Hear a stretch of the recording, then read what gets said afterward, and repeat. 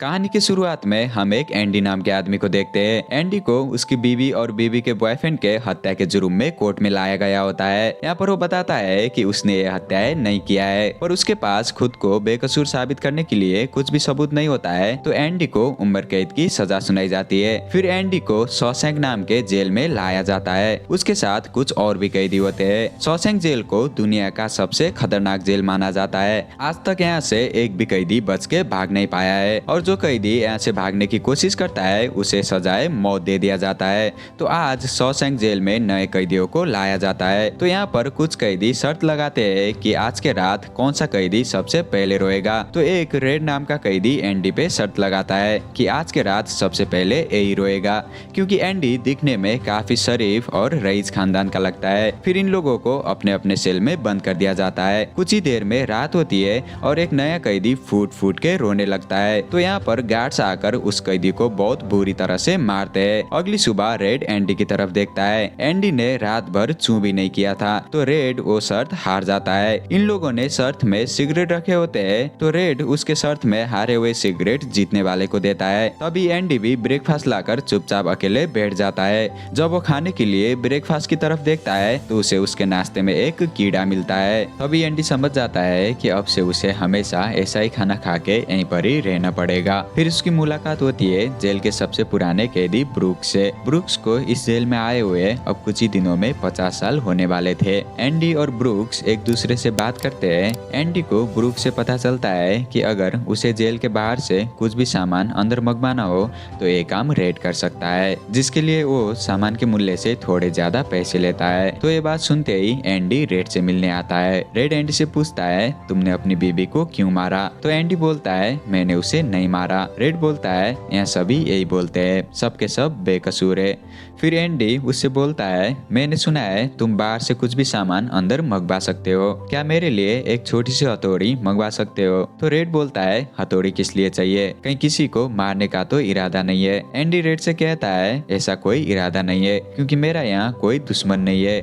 ये सुन के red Andy से कहता है कि अभी तो नहीं है, पर जल्दी बन जाएंगे। और वो कुछ लोगों की तरफ इशारा करके एंडी को बोलता है कि उन लोगों की गंदी नजर तुम पे है, तो उनसे बच के रहना। फिर रेड एंडी से पूछता है, अगर तुम्हें हथौड़ी से किसी को मारना नहीं है तो पक्का दीवार में सुरंग खोद के जेल से भागने का इरादा होगा। इस पे एंडी कुछ भी ना बोल के बस मुस्कुराता है। फिर रेड एंडी से बोलता है, ये लोग कभी भी चेकिंग शुरू कर देते हैं, तो अगर तुम पकड़े गए तो मेरा नाम मत लेना, अगर लिया तो आइंदा से लेन देन बंद। फिर एंडी ने मंगवाई हुई हथौड़ी रेड के पास पहुंच जाती है, और वो उस हथौड़ी को देख के समझ जाता है कि एंडी दीवार में सुरंग बना के भागने वाली बात पे क्यों हंसा था, क्योंकि ये हथौड़ी इतनी छोटी होती है कि इससे किसी इंसान को दीवार में सुरंग बनाने में 600 साल से कम नहीं लगेंगे। फिर रेड ब्रूक्स के हाथों उस हथौड़ी को एंडी तक पहुंचा देता है। एक दिन एंडी लॉन्ड्री में काम कर रहा होता है, तभी वो 3 लोग जिनकी एंडी पे गंदी नजर होती है वो उसे पकड़ लेते हैं। एंडी खुद को छुड़ाने की बहुत कोशिश करता है, पर वो 3 थे तो एंडी अकेला कुछ नहीं कर पाता। वो लोग एंडी को पीटते हैं और उसके साथ गलत करते हैं। 2 साल तक सब कुछ ऐसा ही चलता रहा। अक्सर एंडी के चेहरे पे नए जख्म दिखाई पड़ते थे, पर यह बात वो किसी से नहीं बताता। फिर एक दिन ये लोग जेल की छत मरम्मत का काम कर रहे होते हैं। वहाँ पर कैप्टन हैडली कुछ बात कर रहा होता है। वो बोलता है कि मेरे भाई ने मरने से पहले मेरे लिए $35,000 छोड़ा था, पर मैं उन पैसों को ले लूं तो सरकार टैक्स के नाम पे सारे पैसे खा जाएगी। तो इस बात से हैडली बहुत ही परेशान होता है, और ये सब बात एंडी भी सुन रहा होता है। तो एंडी, जो कि जेल में आने से पहले एक बहुत बड़ा बैंकर हुआ करता था, वो कैप्टन हैडली से जाके कुछ बात करने की कोशिश करता है। तो हैडली गुस्से में आ जाता है, और एंडी उससे बोलता है कि अगर आप वो पैसा अपनी बीवी के नाम कर दो तो सरकार आपसे एक पैसा भी टैक्स नहीं ले पाएगी। हम अपने लाइफ पार्टनर को एक बारी में 60,000 तक का गिफ्ट दे सकते हैं, जिसमें कोई भी टैक्स नहीं लगता है। तो ऐसा करके आप अपने 35,000 बचा सकते हो। और बोलता है टैक्स फ्री गिफ्ट्स के लिए पेपर्स भी बनाने पड़ेंगे, जिसके लिए आपको बाहर बहुत फीस लगेगी, पर एक काम भी मैं आपके लिए कर सकता हूँ। ये सब सुनने के बाद हैडली उससे पूछता है, इसके बदले में तुझे क्या चाहिए? तो एंडी बोलता है, मुझे कुछ नहीं चाहिए, बस काम हो जाने के बाद मेरे दोस्तों को बियर पिला देना। फिर हम लोग देखते हैं अगले दिन सभी लोग बैठ के बियर पी रहे होते हैं और एंडी एक कोने में बैठ के चेहरे पे हल्की सी मुस्कान लेके उसके दोस्तों को बियर पीते हुए देख रहा होता है। इसका मतलब एंडी ने कैप्टन हेडली का काम कर दिया है। फिर एक दिन जेल के कैदियों को फिल्म दिखाई जाती है। तभी एंडी रेड के पास आके बोलता है, मुझे फिल्म में दिखाई गई हीरोइन का एक बड़ा सा पोस्टर चाहिए। इसके बाद एंडी बाहर निकलता है, लेकिन यहाँ पर जो एंडी के साथ गलत करते थे वो 3 लोग उसका इंतजार कर रहे होते हैं। इस बार भी वो लोग एंडी के साथ गलत करने की कोशिश करते हैं, पर जब वो लोग नहीं कर पाते तो वो 3 एंडी को इतनी बुरी तरह से मारते हैं कि एंडी को 1 महीने के लिए हॉस्पिटल में भर्ती होना पड़ता है और जिस आदमी ने एंडी को मारा था उसे काल कोठरी में डाल दिया जाता है। एक हफ्ते बाद जब वो वापस अपने सेल में आता है तो वहाँ पर हेडली होता है, जिसके एंडी ने 35,000 का टैक्स बचाया था। तो यहाँ पर हेडली उस आदमी को इतनी बुरी तरह से मारता है कि वो हमेशा के लिए पैरालाइज्ड हो जाता है। इसके बाद इन लोगों ने कभी भी एंडी के तरफ दोबारा देखने की हिम्मत नहीं की। 1 महीने तक हॉस्पिटल में रहने के बाद एंडी ठीक होके वापस अपने सेल में आता है। उसे वहाँ पर एक लड़की का बड़ा सा पोस्टर मिलता है। दरअसल ये पोस्टर एंडी ने रेड से मंगवाया था, तो ये वेलकम गिफ्ट होता है रेड के तरफ से एंडी के लिए। फिर एक दिन इस जेल का वार्डन चेकिंग पर आता है। वो सभी लोगों को अनदेखा करते हुए सीधा एंडी के सेल में पहुंचता है। एंडी यहाँ पर बाइबल पढ़ रहा होता है। इसके रूम में चेकिंग होती है और एंडी ने दीवार पे बड़े बड़े पोस्टर्स लगा रखा होता है। हालांकि यहाँ पर ऐसा करने की किसी को भी मंजूरी नहीं है और वार्डन एंडी को वो पोस्टर्स रखने देता है। दरअसल ये सब चेकिंग तो बस एक बहाना था। कैप्टन हेडली ने वार्डन को बताया था कि कैसे एंडी ने उसके 35,000 सरकार को बिना टैक्स दिए बचाया था, तो वार्डन भी अपने फायदे के लिए एंडी से मिलने आया था। फिर वार्डन एंडी को बाइबल वापस करता है और चला जाता है। अगले दिन वार्डन एंडी को लॉन्ड्री के काम से हटाकर शॉशैंक जेल के लाइब्रेरी में ब्रूक्स का असिस्टेंट बना देता है। ब्रूक्स एंडी को उसका काम समझा रहा होता है। तभी हेडली एक ऑफिसर को एंडी के पास लाता है। उसे एक ट्रस्ट फंड में पैसे इन्वेस्ट करने थे, तो एंडी उस ऑफिसर का काम आसानी से कर देता है। फिर दिन ऐसे ही बीतने लगते हैं। आने वाले कुछ महीनों में एंडी ने शॉशैंक जेल के आधे से ज्यादा गार्ड्स की टैक्स रिटर्न्स भरी और 1 साल में सारे गार्ड्स की। यहाँ तक कि अब वार्डन भी उसकी टैक्स रिटर्न्स एंडी से ही भरवाने लगता है। एंडी यहाँ पर इन लोगों के लिए सरकार से टैक्स बचा के पैसा कमाने का जरिया बन जाता है। धीरे धीरे उसके पास इतना काम बढ़ जाता है कि वो उसके खास दोस्त रेड को अपना असिस्टेंट रख लेता है।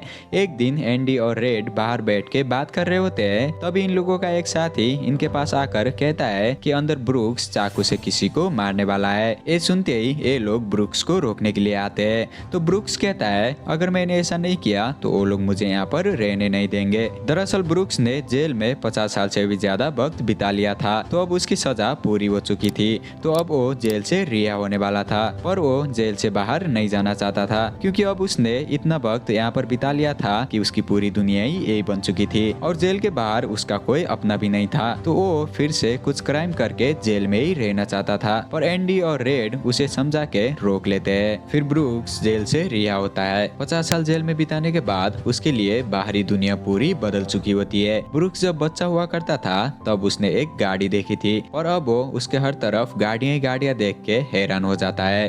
कुछ ही दिनों में वो एक ग्रोसरी स्टोर पर काम करने लगता है। ब्रूक्स ऐसे ही दिन बिता रहा होता है, पर वो उसकी इस नई जिंदगी से खुश नहीं होता है। कभी कभार वो सोचता है कि किसी को मार के फिर से जेल वापस चला जाऊं, पर इस उम्र में वो कोई भी गलत काम नहीं करना चाहता था, तो वो खुद की जान ले लेता है। और वो मरने से पहले जेल के अंदर उसके दोस्तों के लिए चिट्ठी लिखता है। इसे पढ़ के ये लोग काफी दुखी होते हैं। फिर कुछ समय बीतता है और वार्डन जेल के कैदियों को यहाँ से बाहर लेके उन लोगों से काम करवाने लगता है। अब कैदी कोई मजदूर तो है नहीं जिन्हें काम के पैसे देने पड़े, तो वार्डन इससे बहुत सारा पैसा कमा रहा होता है और इसके काले धन को सफेद करने के लिए वार्डन के पीछे एंडी बैठा हुआ था।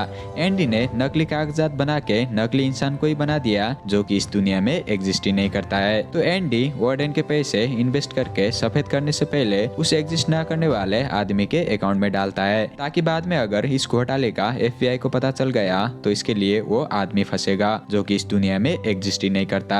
ऐसे ही करके काफी समय बीतता है। फिर एक दिन शॉशैंक जेल में नए कैदियों को लाया जाता है। इनमें से एक टॉमी विलियम्स नाम का कैदी एंडी और रेड के ग्रुप से काफी जल्दी घुल-मिल हो जाता है। टॉमी को टीवी चुराने के जुर्म में 2 साल की सजा हुई थी, तो टॉमी इन लोगों के साथ ही वक्त गुजारने लगता है और उसे एंडी काफी बेचिदा लगता है और उसे अलग और इंटेलिजेंट। तो एंडी के बारे में जानने के लिए वो रेड के पास आता है। तो रेड टॉमी को बताता है कि एंडी जेल में आने से पहले बहुत बड़ा बैंकर हुआ करता था, फिर वो मर्डर के जुर्म में जेल आ गया। उसे देखकर ये यकीन तो नहीं होता, पर उसने बीवी को किसी गोल्फर के साथ सोते हुए देख लिया तो दोनों को ही मार डाला।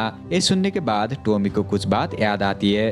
करीब 4 साल पहले टॉमी कार चोरी के जुर्म में 2 साल के लिए थॉम्पस्टन जेल में पड़ा हुआ था। तो वहाँ पर उसकी मुलाकात एक इल्म ब्लेस नाम के कैदी से होती है। उसने टॉमी को बता रखा था कि वो एक रात किसी के घर में चोरी करने के लिए गया था, तो उस घर के मालिक को पता चल गया, तो ब्लेस ने उसे मार डाला और उसकी बीवी को भी। फिर ब्लेस को बाद में पता चलता है कि वो बीवी किसी और की थी, किसी बड़े बैंकर की, तो उसने उसी बैंकर को फंसा दिया। ये बात टॉमी एंडी और रेड से बोलता है। ये बात सुनते ही एंडी फटाफट से जाकर ये बात वार्डन से कहता है, इस उम्मीद में कि वार्डन उसकी मदद करेगा। और वार्डन को इस बात का डर था कि एंडी अगर जेल से छूट गया तो उसके काले धन को सफेद करने वाला कोई नहीं होगा। और इस घोटाले के बारे में एंडी ने बाहर मुंह खोल दिया तो वार्डन काफी बुरी तरह से फंस जाता। तो वार्डन एंडी के इस बात पे ये सब एक झूठी कहानी है और इस पे वक्त बर्बाद ना करने के लिए बोल देता है। तो एंडी इस बात से काफी गुस्सा हो जाता है और वार्डन से गुस्से में बात करने लगता है। तो इसके लिए वार्डन एंडी को 1 महीने के लिए काल कोठरी में भेज देता है। फिर वार्डन टॉमी को बात करने के लिए एक सुनसान जगह पर बुलाता है और उससे पूछता है, क्या तुमने जो कुछ भी एंडी से कहा वो सच था, और क्या यही बात कोर्ट में जज के सामने बोल सकते हो? तो टॉमी बोलता है, मैंने जो कुछ भी कहा वो सब सच था, और ये बात मैं कोर्ट में जज के सामने तो क्या किसी के भी सामने बोल सकता हूँ। ये सुनने के बाद वार्डन ऊपर गार्ड की तरफ इशारा करता है और टॉमी को मरवा देता है। इसने टॉमी को इसलिए मरवाया क्योंकि अगर एंडी के बेकसूरी की गवाही देने के लिए टॉमी नहीं रहेगा तो एंडी कभी जेल से छुट्टी नहीं पाएगा। और टॉमी की मौत को वार्डन ने ये बता दिया कि वो जेल से भागने की कोशिश कर रहा था, तो गार्ड्स को उसे मारना पड़ा और उसने एंडी की 1 महीने कालकोठरी की सजा को भी बढ़ाकर 2 महीने कर दिया होता है। तो 2 महीने कालकोठरी में बिताने के बाद एंडी बाहर निकलता है। एंडी और रेड बात करते हैं। एंडी रेड से पूछता है, क्या तुम्हें लगता है कि तुम इस जेल से कभी बाहर निकल पाओगे? तो रेड इस पे कहता है, हाँ शायद, जब मेरी लंबी सफेद दाढ़ी होगी और मेरा दिमागी संतुलन खो चुका होगा, मुझे छोड़ देंगे। फिर एंडी रेड से कहता है, मैं यहाँ से निकलकर मैक्सिको में पैसिफिक ओशन के पास एक जुआतोनो नाम की छोटी सी जगह है, वहाँ पर जाऊंगा। मैक्सिकन्स उस सागर के बारे में कहते हैं वो सब कुछ भुला देता है। मैं अपनी बाकी की जिंदगी वहीं बिताना चाहता हूँ, ऐसी जगह जहाँ कुछ भी याद ना रहता हो। समुद्र किनारे एक छोटा सा होटल खोलूंगा, कोई सस्ती पुरानी नाव खरीद के उसे नई बनाऊंगा और अपने मेहमानों को उसी नाव में घुमाने ले जाऊंगा। फिर रेड एंडी से कहता है, मैं शायद बाहर की दुनिया बर्दाश्त ना कर पाऊँ, ज्यादातर जिंदगी तो यहीं जेल के अंदर ही जी है, अब मैं इन दीवारों का गुलाम हूँ, अपने ब्रुक्स की तरह। तो एंडी रेड से कहता है, तुम खुद को बहुत कम समझते हो, और कहता है, मैंने ना अपनी बीवी को मारा ना उसके बॉयफ्रेंड को, इसके अलावा जो भी गलतियां की उनसे ज्यादा सजा भुगत ली है, तो वो होटल और नाव इतना तो किस्मत से मांग ही सकता हूँ।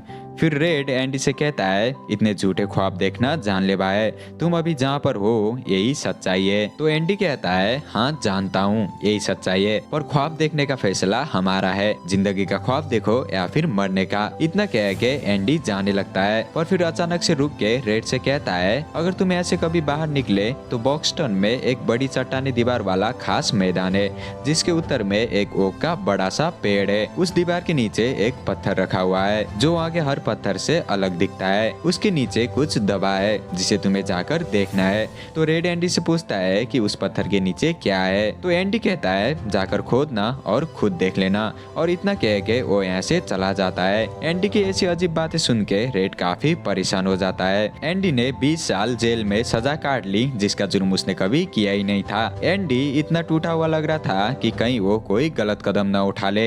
एक ख्याल रेड को सताया जा रहा था। तभी एंडी वार्डन का काम खत्म करके वापस सेल में आता है। रेड उसी की तरफ देख रहा होता है। आज की रात इन्हीं ख्यालों की वजह से रेड सो भी नहीं पाता है। फिर अगली सुबह होती है, गार्ड्स कैदियों की गिनती करने आते हैं। रेड बाहर निकलते ही सबसे पहले एंडी की तरफ देखता है, पर एंडी वहाँ पर नहीं होता है। गिनती करते हुए गार्ड्स एंडी को सेल से जल्दी बाहर आने के लिए बोलते हैं। उधर से कुछ भी जवाब नहीं आता है तो गार्ड्स एंडी के सेल में जाते हैं। फिर उधर का नजारा देख के गार्ड्स के आंखें फटी की फटी रह जाती है। यहाँ पर वार्डन जूते लगाने के लिए बॉक्स खोलता है तो उसमें एंडी के पुराने जूते पड़े हुए थे। फिर वार्डन भी यहाँ पर आता है। दरअसल एंडी उसके सेल में नहीं होता है, तो आखिर वो सेल के अंदर से गया तो गया कहाँ। इसकी पूछताछ करने के लिए वार्डन एंडी के सबसे अच्छे दोस्त रेड को बुलाता है, पर इसके बारे में रेड को भी कुछ मालूम नहीं होता है। तो वार्डन गुस्से में आकर वहाँ पड़े हुए पत्थर उठाता है और इधर उधर मारने लगता है। एक पत्थर जाकर दीवार पे लगे हुए लड़की के पोस्टर पे लगता है, तो वो पत्थर नीचे गिरने के बजाय उस पोस्टर के आर पार हो जाता है। फिर वार्डन दीवार से उस पोस्टर को हटाता है तो उसके पीछे एक सुरंग बना हुआ था। फिर एंडी को जेल के चारों तरफ ढूंढा जाता है,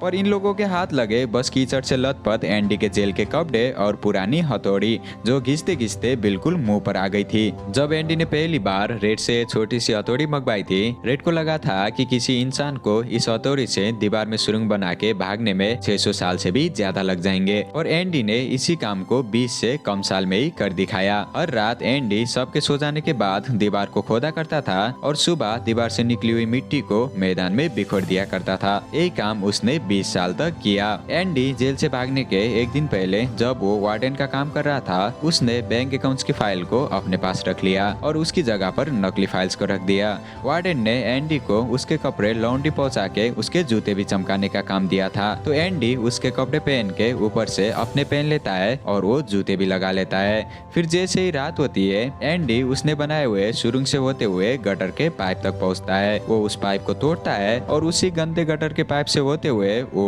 जेल से 1 किलोमीटर दूर जाकर निकलता है। ऐसे एंडी ने असंभव को संभव कर दिया। वो दुनिया के सबसे खतरनाक जेल शॉशैंक से भाग निकला। अगली सुबह जब जेल में उसे ढूंढा जा रहा था, वो नेशनल बैंक में जाता है और उसने जो वार्डन के काले धन को सफेद में बदलने के लिए नकली इंसान का अकाउंट बनाया था जो इस दुनिया में एग्जिस्ट भी नहीं करता, उस अकाउंट में हुए सारे पैसे करीब $3,70,000 से भी ज्यादा पैसे लेकर एंडी शहर से निकल जाता है। एंडी ने वार्डन के पैसे तो ले लिया, पर साथ ही में शॉशैंक जेल में होने वाले घोटाले, हत्याएं और वार्डन के काले करतूतों का फाइल वो मीडिया में दे जाता है। जब ये न्यूज वार्डन देखता है तो उसकी तिजोरी खोलता है, तो उसके अंदर बाइबल होता है और बाइबल के अंदर हथौड़ी जैसा ही एक ढांचा बना हुआ था।